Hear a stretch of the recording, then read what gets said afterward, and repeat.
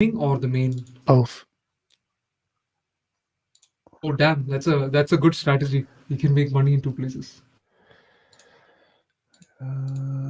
This guy. I want to go here. Atheism.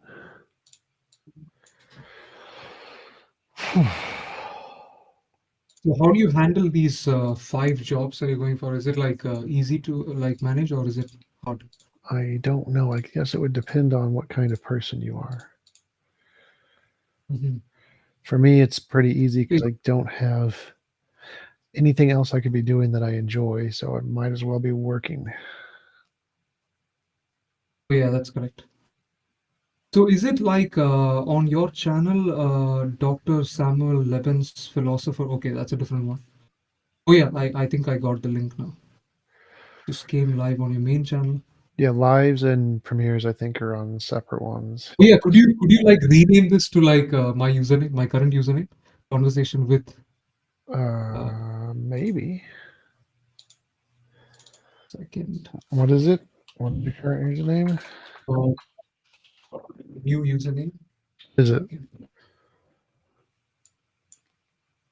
What is the username? There you go. I sent you a message. Oh,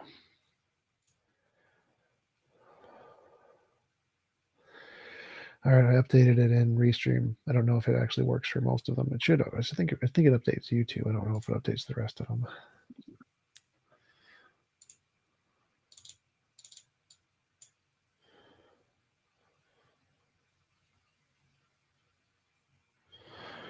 That one's done.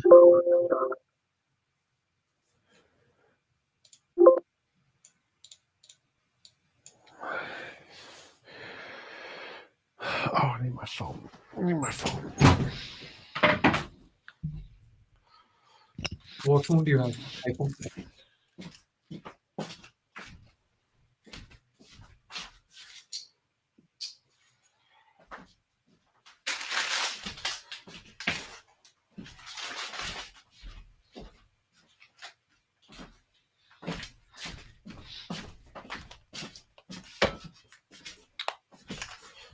All right. I still don't have internet.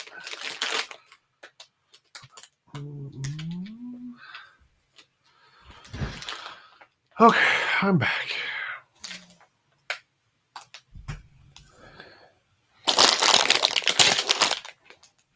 So have you ever tried like wireless headphones? It's usually more convenient. Yeah, I don't like wireless. Yeah. So you like wired. So yeah, we ready to go? Yep. Yeah, so I was just trying to get like some idea on your perspective about certain things. I do remember that you talked about morality and some other things. That is one of the conversation, but the main thing that I want to get an opinion from you is about. I do remember you bringing that topic up once, but I think you guys didn't focus on that topic, so I couldn't get more of your perspective on that. So it is about artificial intelligence, and I remember you telling that you definitely think it will make a lot of changes to the world, right? It'll like surpass us in capabilities. So I just want to get your perspective on like the technical level, like what exactly do you think is going to happen and why? Um. Well, so every technological advancement has essentially revolutionized humanity in many, many ways. So, like the computer, just imagine what Mhm. society was like before the computer and what society was like after the computer, in the time frame it happened. And then just imagine that same level of exponential growth from where we are now to where we will be in the future in a shorter time frame. That's what AI is going to do. Did you recently see there was a paper published by Google DeepMind on a project called GNOME, and they discovered around 2.7 million materials, which was equivalent to like around 800 years worth of human work. So I think that relates very much to what you're saying, actually. Yep, I have not kept up with AI research. Like 2 Minute Papers is a great one that does a lot of Yeah. work in that field. But I have been busy working on my end because there's just reading the news doesn't do anything for me. It's not like I can use that to do anything, make any money or whatever. Oh yeah, you got to do other stuff. But I think the one thing that I hear a lot in philosophy is like when we are having stress related to money, or when we really need to make money, then we lose our time. We lose the free time that we are supposed to get, which allows us to express ourselves. I think once we have those fundamental needs met, including money, then we have time to express ourselves. Like if you might have a passion to follow, then you would be able to follow that once you have the basic money that you require coming in, or at least maybe passively or something. Yeah, I think that's definitely the first step, but I think the second step is emotional fulfillment too. So I think that AI will be able to provide us with what we need to feel emotional fulfillment pretty regularly, especially for like um, for my needs. It's very easy. Give me a hot 10 blonde sexy robot AI, it'd be great. But I think that like sexual fulfillment will be easier to fulfill with AI because we have computers and ageless technology. That was a big discussion I remember back in the day about how sex robots will be better, more attractive than humans for longer and be able I to. did also see exactly, yeah, I did also see something similar, I think in Korea, in China, Japan. Yeah. They started producing like AI robots, like physical robots that were actually designed to be human companions. And here's a weird thing, like I just simply just tried this out. I just simply searched this up. I don't know if you may have noticed it. There was like a Telegram bot that I saw. It's like an AI girlfriend or companion. And what makes it different from other apps like Replica, for example, right? The problem with Replica is like it sounds a little bit fake and the voice is not very realistic. But with this Telegram bot that I saw, it's paid. The voice is very human-like, and when you talk with the AI, it also sends you selfies from time to time, like AI-generated realistic selfies, and then it sends you random voice clips like, "Hey babe, what's up?" It sounds very human-like, and you can't really say the difference. Yep. It's going to get, I mean, AI is going to get better than humans at pretty much everything, including sexual Exactly. attractiveness, pleasure, whatever. It's going to be the same as everything else. Yeah, because in the end, like if you might be having a conversation with a girl, for example, and if this girl might be seducing you or talking to you in ways that might get you engaged with her, like have interesting topics or conversation with her, I think it sometimes also depends on the way she conveys her message to you. And when she does that in like different ways, like some people could have a higher effect on you. So if AI is a master of language, it could also manipulate or use language in a way that would be more convincing to you, I guess. Yeah, it's also going to be a master of research in you. So it's going to know what you like and what you don't like better than anybody else does and know how to cater to your needs. Exactly. And Yeah, it's that makes sense. not going to diminish its own needs by doing so. That's the biggest problem with humans. Most humans, in order to accommodate the needs of another human, have to Mhm. sacrifice their own needs. AI won't have to have that problem, which will make it much easier. Makes sense. And normally, if you like, since I've debated a lot of people on AI, I would also like to know your perspective. Like when we make the bold claim that AI is pretty much going to replace us in like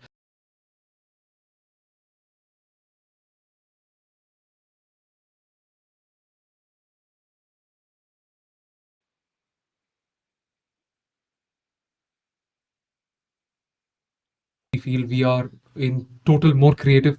Normally, what is your counter argument when they make that claim? Um, History.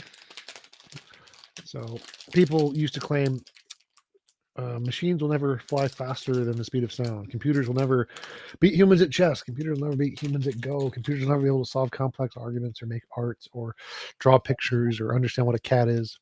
I mean, it's just stupid. Like all of history shows that. That's a very Go ahead. very valid point. I didn't quickly think of that right off the bat because I do remember that there were a lot of people claiming that AI would never be able to draw images as good as humans, and now we have images from Mid-Journey that is indistinguishable from actual photographs. Better than 99.9% of humans could ever draw. And even if they can draw, like an image that's very similar, they would have to use 3D designing tools like maybe like a 3D program like Autodesk Maya, for example. And even if they did, they would not be able to do it instantly. They can't do it in like 20 seconds. They would take like maybe an entire day to model that whole thing, the environment, get the lighting correct. Probably longer than a day. Like those kinds of images Is for yeah, humans take weeks, usually a team of people, and AI can do it instantly. makes sense. Yeah. And what do you think about? There are some things that I have been recently thinking of, which I'm wondering, like, what could happen in the future, right? Like, you know about Neuralink, right? Yep, So I have always been thinking about this one particular idea. Now we have these AI models that are directly integrated into your computer or into the processing unit or the GPUs. So if AI wants to imagine something into existence like an image, it can do it almost instantly because it is obviously connected or integrated with that system.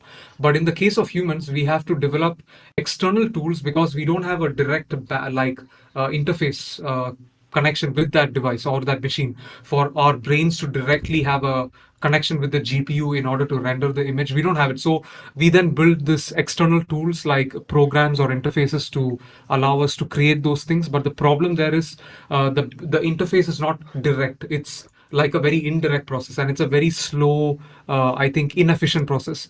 But if with Neuralink we could directly be connected with the computer, maybe we could just imagine an image and it would be drawn. Do you think that kind of thing might be coming soon, like a direct interface sure. computers? I think that it's going to take a while to be able to interface brains and computers, but it'll happen eventually. And I think that computers on their own are going to be able to do it or solve the problem. Once we get sufficient AI, it'll be able to solve the problem faster. Humans doing it would take a really long time. I think yeah, that's very similar to the example with DeepMind. I think AlphaFold, yeah, like scientists around the world collectively struggled for like several decades to solve the protein folding problem. Like for several Yep, decades, like more than 50 years, and AlphaFold was solved in 5 years for all the scientists around the world. sure.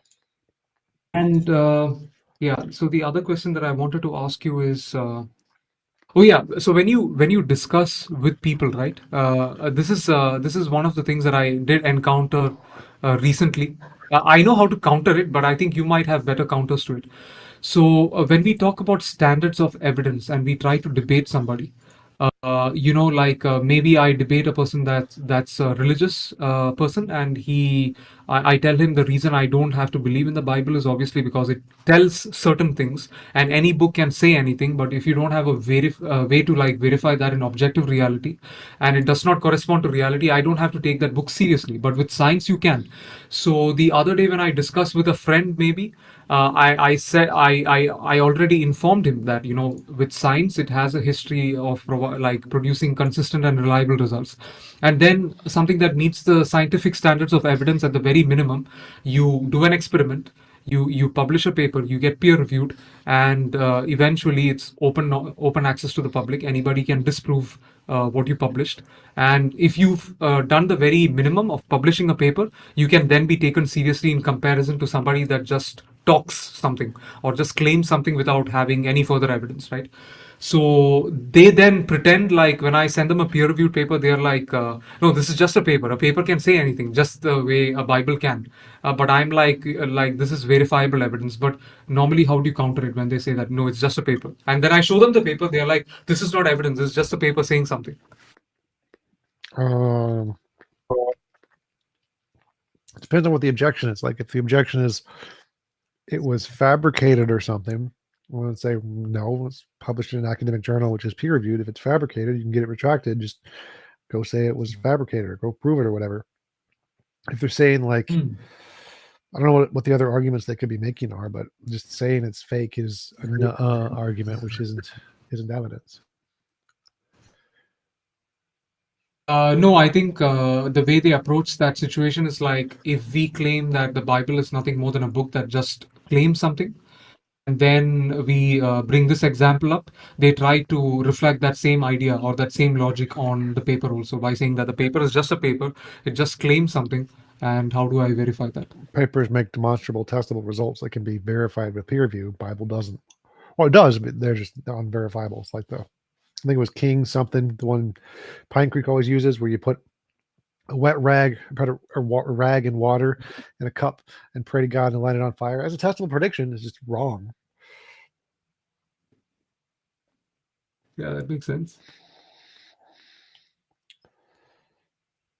Just like an off-topic question, so what are the type of like the food items that you enjoy during your day? Um, Food items: ice cream, pizza, Asian food. So I do a lot of cooking, and I cook Asian spices, Asian sauces that are pre-made because they're faster than like making the sauce myself.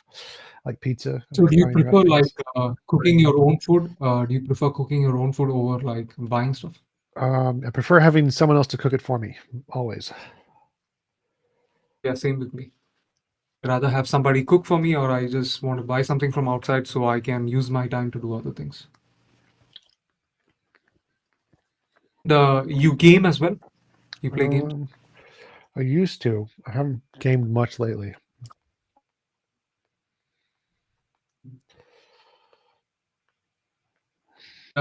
Usually, what kind of games? Like like console games or like PC games? Console games. I don't like PC because I use my PC for work. I don't want to get any of the bloatware, like the gigabytes of stuff stuck on my computer. It's too much work. Console is easier. You just have a disc. You put the disc in the slot. You're done. It's much easier. So and like I used to game before, then I stopped because like the problem is like when you get hooked to a game, then you spend way too much time on it, and then you don't spend your time doing other productive. Um, I didn't find a problem with that. I was more that I can't use the work I've put into a video game to do anything in the real world, and so I spend my time working now instead because I can use the money to do stuff in the real world, which is more productive in my goals. Um, I was fine with spending hundreds, thousands of hours playing a video game. It didn't bother me at all. It's just that I can't do anything with it. It sucks. You should be able to. You should be able to do stuff with what you do in video games. Like to sell my Rivens from Warframe. That would be great to make money if that'd be great. But if you have spent that much time playing video games and considering the fact that you have already been on like YouTube for a while, like you know that there are a lot of gamers that just play all day, but then they I think stream or upload videos to YouTube and then they just monetize off Sure, but their daily gameplays. I didn't grow fast enough for that to be viable. Oh yeah, that's possible. I think a lot of people that grow fast while gaming is mostly the people that focus on like trending games. I guess I think otherwise you don't have that explosive growth. But then it also depends. If you don't enjoy playing that game, it's completely pointless. Well, there's lots of reasons and lots of problems. It's a small lucky minority who grow very fast like that. I was not in the small lucky minority. There are principles that can help you have a higher percent chance, but it's still always going to be in like less than single digit chance that you're actually going to be successful. That's true. And I think a lot of people overlook survivorship bias. They just look at the people that are successful and then they forget all the rest that maybe tried very hard and didn't succeed. Sure. Then the interesting question that I have to ask you is, I think mostly in regards to materialism and what you think about it. Are you the kind of person that, aside from having debates, are you the kind of person that probably can engage in hypothetical discussions in which you may form or have an opinion about something, even though it may not yet be confirmed? Say that again. Are you the type of person, aside from debating, can engage in any kind of discussions that might involve hypotheticals in which things are not yet confirmed? It could just be a wild idea, like a philosophical idea. I mean, sure, I guess. I do remember watching your video with Bernardo Castrop when it came to materialism. And obviously, your side wins because materialism is supported by testable predictions. I get that. But reason why I do have a slight problem with materialism, and I do think that it'll get replaced. Like the map is obviously not the territory, right? Like we have a model that is working out, and it's useful. It's useful fiction to make these predictions and help us navigate reality.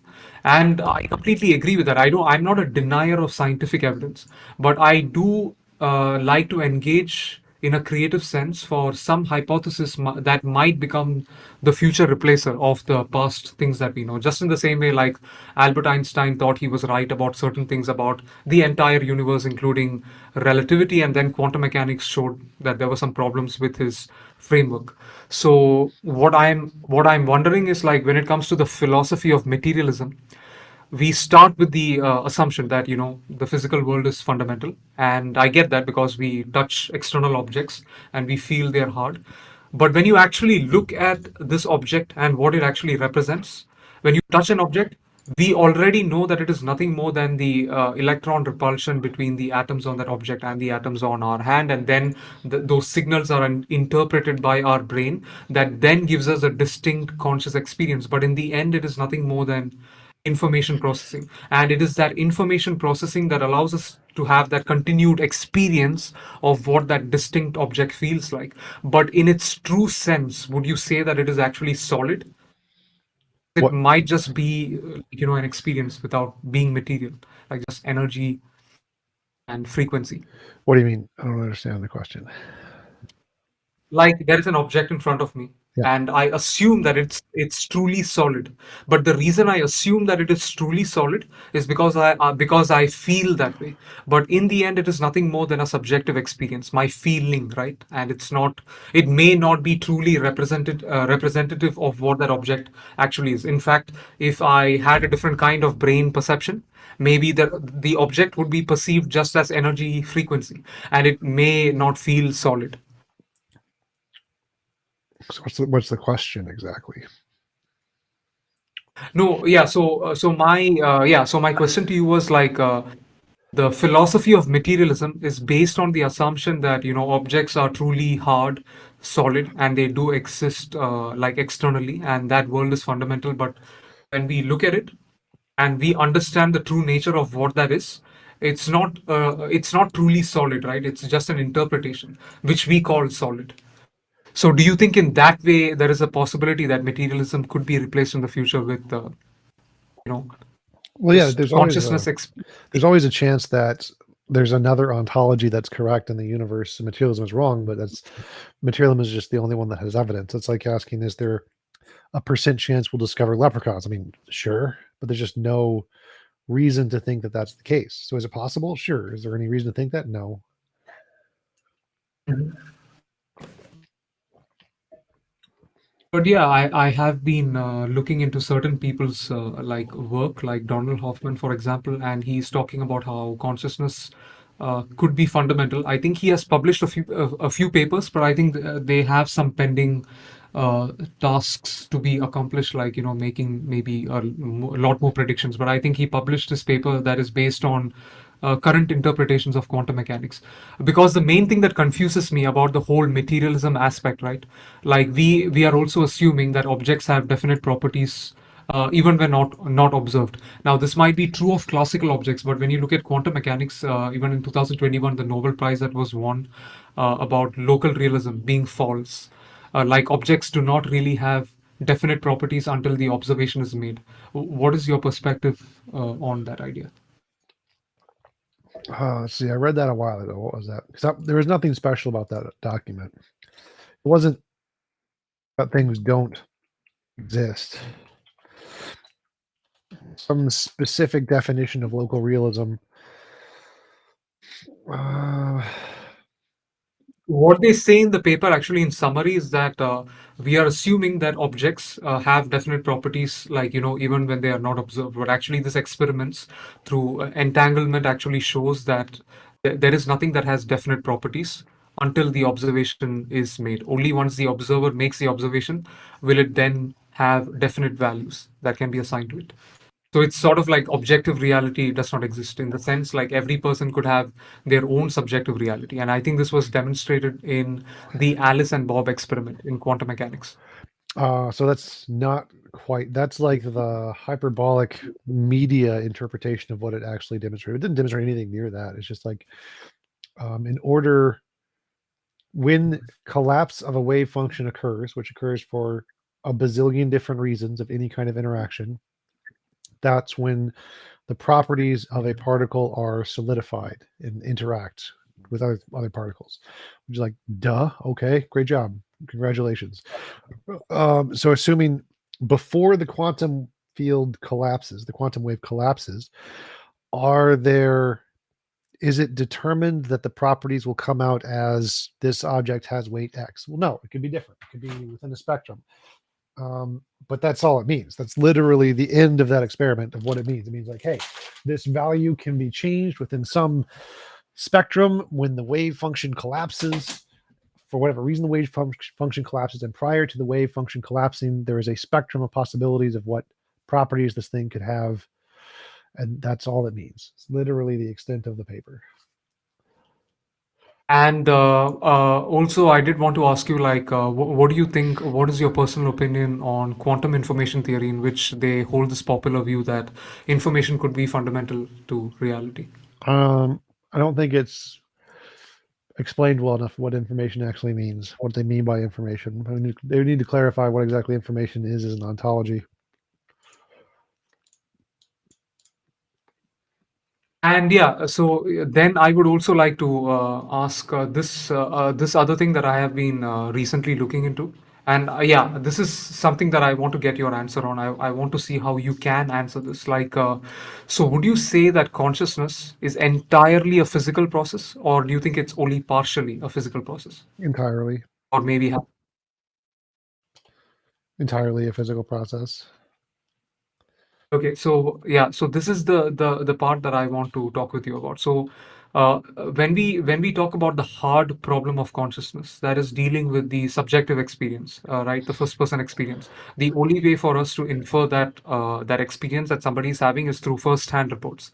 But the neural correlates of consciousness can be tracked, right, through like an MRI scanner. You can see the effects of consciousness. But my point here is, since I think maybe Bernardo Castro made this point, I'm not exactly sure, but if science is only, I think he didn't make it clear enough. Since physics and science only deals with the quantities and not qualities, such as qualia, they can try to explain it, but you cannot reduce qualia to quantities. Maybe you can show how it's related, but the subjective experience that you're having right now, it's only a feeling, it's just an experience. It's I don't think it is geometric. So if it is not geometric, how can you use spatial parameters to, like, track that experience? Because it's just a first person, it's just an experience that you have internally. But the correlates of consciousness that you can put in an MRI scanner, and you can see the parts of your brain that light up when you have a specific feeling, and that can be modeled. That is understandable. That is related. It's related to consciousness, but it's not the same as the experience itself. It's two distinct things, if you get my point. That's the assertion that idealists make, but there's no basis for that assertion. It's an argument from ignorance. It's like, we have no way at this time to reduce qualia experience to interactions with physical processes. None of the physical processes we know about can be combined in a way that we know about that can produce conscious experience. Does that mean it's impossible? No. Uh, so it's just an assertion that it can't be done. The correct assertion is we don't know how to do it yet. That's it. That's the only argument we have. We don't know how to do it yet. Um, and therefore it's an argument from ignorance to say it can't be done this way since we don't know how to do it yet, which is the assertion that they're making. They're going beyond we don't know how to do it yet to it can't be done. There can be no physical way to Mhm. reduce or emerge consciousness from physical processes, which is a stupid claim. We don't know all of the different ways physical processes can combine or emerge. Just the fact that we can't imagine or conceive of how it could result now is just irrelevant. Like, that makes no sense. It makes no difference. It makes no difference if we can't imagine how it could be done yet. First, we would have to fully understand consciousness, and fully understand the material world. And if we fully understood both and all of their interactions and then couldn't figure it out, then you'd be like, okay, maybe they can't be done. But until we fully understand both fields and how they can all interact, saying that we currently don't know how to produce consciousness from physical interactions is really just irrelevant. Like you can never get to it can't be done from the fact that we currently can't do it. So in my particular case, I don't hold the exact same view as idealist or materialist because I think, as idealist or dualist because they talk in a way in which they make the assertion, like Bernardo Kastrup says that it's impossible to produce consciousness from physical processes. That part I disagree with also because I don't really know myself. I'm usually open. I keep the door open to new types of evidence, and I don't really know the different ways in which existence or things in existence can interact to produce new things or new emergent properties. So I do think that it might be possible for consciousness to produce the experience of physical reality, and I also think it is possible for it to happen the other way around, in which physical processes could somehow give emergence to this subjective experience. But what I was referring to is not that part specifically. What I was referring to is just challenging the position when it comes to the experience of consciousness. Like, for example, if I were to observe a dog, okay, the dog is an external object that exists outside of me, and in my brain, I get a picture of the dog. Now, the picture in my brain that I have this conceptualization of, and the dog, they are related, but they are not the same thing. What that means is the dog is Sure. the actual object that exists outside of me, Yeah. and the experience I have in my brain is a different thing. So even with the conscious experience, what I was trying to get to is the subjective experience. When I said it's not geometric, what I meant is the neural correlates of consciousness can be clearly tracked within spatial dimensions, from which you then infer that there is such thing as a conscious experience because the person reports it. You can track it on the MRI scanner, and then you find that relationship. So I'm not claiming that consciousness cannot interact with the physical world. It also can, which is the reason that allows us to have that inference of like what it's related to. But the subjective experience itself can be connected to the concept of the dog analogy, which I explained. So that experience itself is not the same thing as the the thing that you tracked within spatial dimensions. The experience, what I Well, again, think, is that's the not something. assertion. That's just the assertion. But again, there's no evidence of that. There's no evidence to conclude that. It's like, can we at this time reduce the experience to physical means? No. Does that mean they are separate? No. You can never say they're separate. There's no evidence to support that they're separate. It doesn't exist. They could be, as I think the consensus view is identitarianism. Identitarianism is the position that the consciousness is the same as the physical brain states, identical, one for one correlation. The fact that Bernardo says they aren't is irrelevant. We don't care. It's just an argument from ignorance saying we don't know how to do it now. We don't know how it works now. Like, great, we don't doesn't care. No one cares. No, for me, I wouldn't. I'm not necessarily making the assertion that it is this way, and it definitely has to be that way. But I would ask any physicist, for example, like, can you claim confidently that the experience itself, can it be something that can be confined within spatial dimensions? Can you provide spatial parameters to point to the subjective experience Well, those are aside from two different like claims. So again, the first claim: can you be confident that it's spatial? Yes, yes, we can. Can you specifically do the work to provide exactly what spatial thing it is in the second question you asked? No, but we don't need to. It's irrelevant. It's like asking if there's a rock hits Earth in Antarctica, can I be confident that rock is made of matter and not space goo, supernatural space goo? Yes, because we have no evidence of supernatural space goo. There just doesn't exist any evidence of supernatural space goo, so I can be confident that was made of matter. Can I show it? No. No, I can't. It may be space goo. Who knows? But I don't care. It doesn't matter because there's no evidence of space goo. Consciousness is the same. Even though consciousness could be magic, non-physical space goo outside of space-time, there's just no evidence to say that. There's no evidence of any such thing existing ever anywhere. And so it's rational to include consciousness as physical because everything we know about is physical. Mm. I think the right way to then phrase it, this is what I suspect. The right way to phrase it is not necessarily saying that it is non-physical process, but instead it should be part of the physical world. Like for example, we know that space-time emerges from more fundamental things like fields, and we can say that fields are outside of space-time. So in that sense, even though it might be outside, it's still a physical thing because it's classified under physics. So with consciousness also, I think the right word that I would put for that, especially associated with the hard problem of consciousness, would be something like a non-local phenomena, something that has to do with non-locality. Again, this is not an assertion. This is what I suspect. Why? There's no evidence of that. There's no reason to think that. So, like I told you, right? Like it's not the same thing as related to the dog analogy. They are related, but the experience itself is not exactly the same as the thing that can be tracked. Why? But they are related. Why? So suppose I have a computer and I have a computer screen in front of me, and let's say I go back, get a time machine, go back in time 2,000 years or whatever, and show people here are the computer. It works in ones and zeros, binary.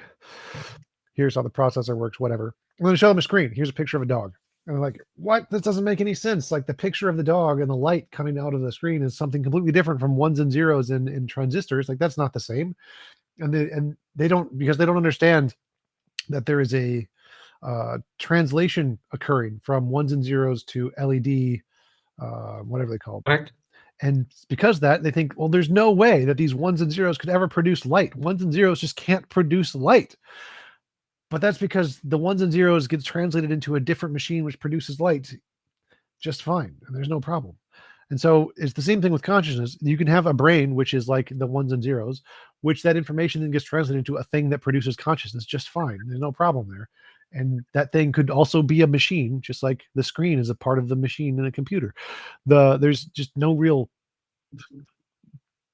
problem here. There's no real issue that leads to any reason to believe that consciousness is anything but physical, normal physical stuff like a pineapple, not like quantum mechanics, not like outside of space-time, not quantum fluctuations or waves that need to collapse.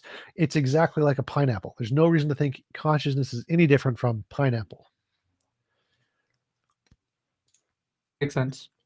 And the other question that I had to ask is like, have you ever read any papers regarding non-local phenomena, some weird anomalies that people faced, and then they published some papers. They did some experiments related to, I think, certain aspects of non-locality. I think with consciousness. I think in regards to things like remote viewing and some other things. I've read a few papers that have like statistically confirmed some amount of evidence to Uh, experiments. I could even tell you the papers. There were old papers, in fact, that debunked the claims of remote viewing, but in fact, within the last 20 years, multiple follow-up studies were conducted in which they published multiple papers, all confirming that there was some statistical evidence in regards to remote viewing, some evidence to support the hypothesis. I'm not saying that it is a substantial amount of evidence, like this at the scale of evolution, obviously, but some evidence. I have not seen those. If you could have produced those for James Randi, you could have won the $1 million. So I doubt that they're legitimate. I think this is post James Randi, after James Randi, between like the last few years. Huh? What? I can send you the papers. You can check I'm it not out interested. I later. got work to do. So there are people Oh who yeah, investigate parapsychology and that kind of stuff. And like Michael Shermer, you could send them to him. He might be interested. But my guess is they're probably not legitimate and probably not debunked. You can mess with the p-values and get false data anytime you want. If remote viewing works, the government, the Russians would have discovered it and used it to do stuff most likely. Non-locality, yeah, there's lots of papers on non-locality. Non-locality is just the fact that quantum particles can know the states of other quantum particles instantaneously over infinite amount of distance. That's yes, there's non-locality is a real thing. There's no evidence that has anything to do with consciousness. None. Zero. None. So no, I referred to something different. Like there are some papers published on the non-local nature of consciousness, not directly saying that consciousness itself is a non-local process, but rather certain aspects of phenomena, I can like confidently remote say it's viewing. woo. It's all woo. It's all garbage woo. It's not real. It's fake. And if it was real, you could go tell Michael Shermer, go tell the scientific societies, and they'll discover it and turn it into something useful. And then it'll be like, okay, fine, not woo. But until then, I'm not really interested. I don't care. There's tons of silly papers with silly results. There's an entire journal of parapsychology. Doesn't interest me. If you want to revolutionize physics, win a Nobel Prize, and then tell me about it. And then at what point would you then make the distinction between, like, let's say that there are new papers published in the field of biology that confirms a certain thing with data, then how would you make the distinction between false papers and true papers? Well, if I was attempting to do so, I would build experiments in order to confirm the results of the papers, more or less. I have no interest in doing so, which is why I don't. Not because I can't, but because I just don't have the interest. Too busy trying to make money, essentially. So if I was trying to determine which papers I would trust the ones that are accepted by the consensus of experts in the field, because that's easier than me building the experiments and doing it myself. Oh, yeah. So you meant you mostly go with the papers that are supported by a substantial amount of evidence, like most of the people agree with that. Yeah, I get it. Yeah, if most of the experts in the field agree with the data, that's probably a good reason to think it's probably right. Mhm. Yeah, that makes sense. Yeah, so with remote viewing, I did research. I did read more about it, and there is some controversy surrounding it. But yeah, I think there is only a small amount of evidence to show that it's the case. Maybe it could be true, maybe it could be false. But I would rather go with what the papers said, and until somebody comes along and, like, disproves that, because I think there were some follow-up studies that tried to disprove it, and then they couldn't. And then there was a meta-analysis study done also I to think verify that if it met. a more rational approach would be to doubt anything the smaller number of studies says, since there have been tons and tons of Mhm. studies on that kind of stuff that have all failed, and accept the majority of studies that show it doesn't work, until such time that like Einstein's paper, you would that the consensus of experts look at it, test it, confirm it, and then you're probably reasonable to believe it. But like if Einstein came to you with his paper and said, "Here, I'm right about the universe," you should probably It's less disbelieve him until the experts look at it and test it and the consensus changes. Then you'd be rational, like, yeah, okay, yeah, he's probably right. Yeah, your perspective is correct. Like, it's much more rational, or you have like a higher level of accuracy when you go with the consensus, and a lower level of accuracy when you go with studies that are done in a smaller amount. But in my particular case, since I'm interested in all of the different areas in science, I like to go with, even if any new papers come out, because I like to investigate, maybe get creative with those ideas and see where that evidence could lead to. In fact, maybe those it could be wrong, and maybe some future studies might confirm it. But as long as it gets published on maybe a reputable, like, journal, I would like to go with that in order to, like, maybe get creative or see what can be done with that. Sure, that's fine. I kind of do the same with morality. I like it, so I accept it more or less. Oh yeah, what was your view about morality in summary? Just to remind myself. Undiscovered law of physics. Any involuntary imposition of will is immoral. Forcing people to do things they don't consider doing is immoral.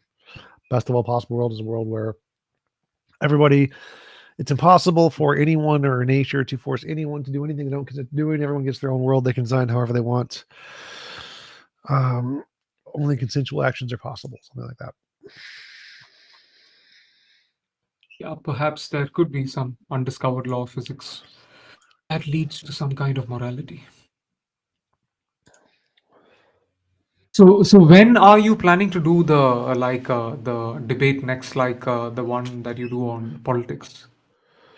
I don't have a plans right now because like I'm doing the student group every Sunday, so I mean I might be able to do it before or after maybe, but I haven't.